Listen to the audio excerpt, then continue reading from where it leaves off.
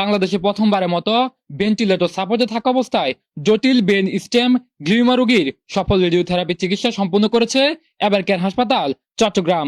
18 বছর বয়সী এই রোগীকে উন্নত চিকিৎসার জন্য প্রথমে সিঙ্গাপুর মাউন্ট এলিজাবেথ হাসপাতালে নেওয়া হয়। সেখানে অবস্থার অবনতি হলে লাইফ সাপোর্টে রেখে তাকে দেশে ফিরিয়ে এনে এভারকেয়ার হাসপাতাল চট্টগ্রাম মেডিকেল ইন্টেনসিভ কেয়ার ইউনিটে ভর্তি করা হয়। বিশেষজ্ঞ চিকিৎসকদের তত্ত্বাবধানে লাইফ সাপোর্ট বজায় রেখে রোগীর 30টি রেডিওথেরাপি সেশন সফলভাবে সম্পন্ন করা হয়। পরে তিনি ভেন্টিলেটর সাপোর্ট থেকে মুক্ত হন, স্বাভাবিকভাবে খাবার গ্রহণ এবং হাঁটার সক্ষমতা ফিরে পান। আমাদের আইসিইউ কনসালটেন্টরা মিলে আমাদের আদার্স যা স্পেশালিটিস আছে এই রোগীর জন্য প্রয়োজন, আমাদের রেডিয়েশন টিম, আমাদের ফিজিক্স টিম, আমাদের রেডিয়েশন স্টাফ টিম, আমরা সবাই একসাথে বসলাম যে দেখেন আমি কিন্তু এই কেসটাকে চ্যালেঞ্জ হিসেবে নিয়েছি, আমি এই বাচ্চাটার কোনো একটা কিছু করতে চাই, আপনারা কি আমার সাথে রাজি আছেন নাকি?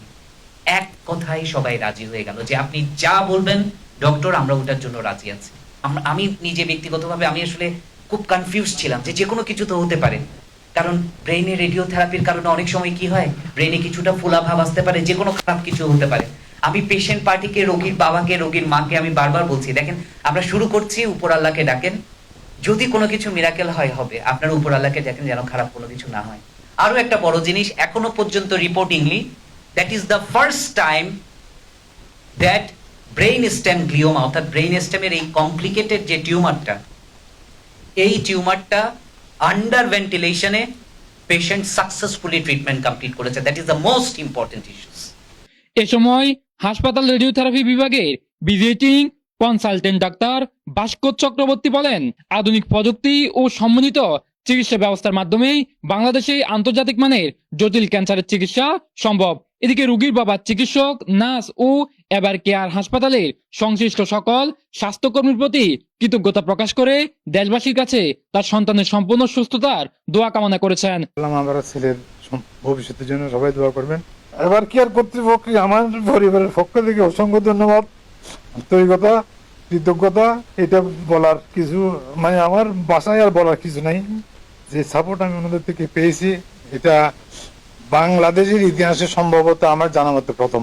ভেন্টিলেশন দিয়ে আমার ছেলেকে রেডিয়েশন দেওয়া এবং ভেন্টিলেশন দিয়ে আমার ছেলেকে আইসিইউতে যেভাবে রাখছে ডাক্তার শেখ যেটা বললো, infection still he live without any infection, এটা সবচেয়ে বড় কৃতিত্ব। আইসিইউ ডিপার্টমেন্টের সকল নার্স ওর প্রতি বেশি মানে আন্তরিক ছিল, ওকে সবাই দেখতে পারতো। আর আমার ছেলের কনফিডেন্ট এত ভালোই ছিল, যেটা ডাক্তার শেখে বলছে, ভাস্কর দাও বলছে যে ওর কনফিডেন্ট এত বেশি ছিল, আল্লাহ তালা ওকে সেই জন্য ফিরিয়ে দিছে। মানে একটা শব্দ ওনারা বলছিল মিরাক্কেল, এটাই মিরাক্কেল। যে আমি আমার দেশবাসীর উদ্দেশ্যে বলবো, চট্টগ্রাম এভারকেয়ার চট্টগ্রামবাসীদেরকে বলবো, সম্পূর্ণ চিকিৎসার কেন্দ্রবিন্দু এভারকেয়ার, ক্যান্সার চিকিৎসার কেন্দ্রবিন্দু এভারকেয়ার।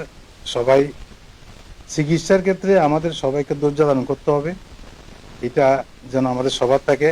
ধৈর্য ধরে চিকিৎসা করার জন্য আপনারা এভারকেয়ার আসবেন, এটা হচ্ছে আমার কথা। মানুষের কার্ডিয়াক, রেসপিরেটরি এবং কনশাসনেস। রিয়া জহি, 24 টিভি, চট্টগ্রাম।